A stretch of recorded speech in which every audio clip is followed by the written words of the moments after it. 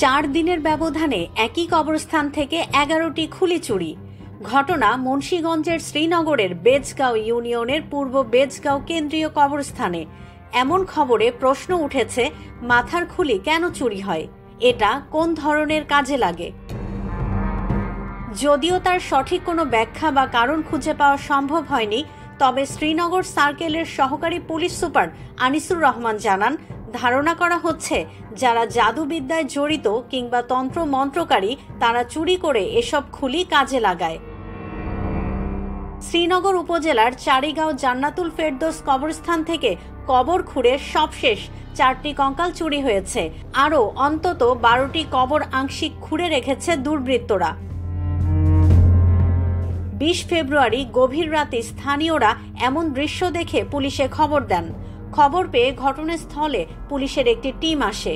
কবরস্থানের 12টি কবর খোঁড়া অবস্থায় দেখা গেলেও 4টি থেকে খুলি চুরি করে নিয়ে যায় চোর চক্র। সহকারী পুলিশ সুপার আনিসুর রহমান জানান, কবরস্থানগুলোতে প্রাচীর না থাকাতে চোর চক্র অতি সহজে ন্যাক্কারজনক ঘটনা ঘটায়। ঘটনাটি খতিয়ে দেখা হচ্ছে। এ ঘটনায় স্থানীয়রা আতঙ্কিত হয়ে পড়েছেন। তারা কবরস্থানের সুরক্ষা ব্যবস্থা বাড়ানোর পাশাপাশি পুলিশের টহল জোরদার করার দাবি জানিয়েছেন। মুন্সিগঞ্জ থেকে শেখ মোহাম্মদ রতনের তথ্য ও ভিডিও নিয়ে রিপোর্ট risingBD.com।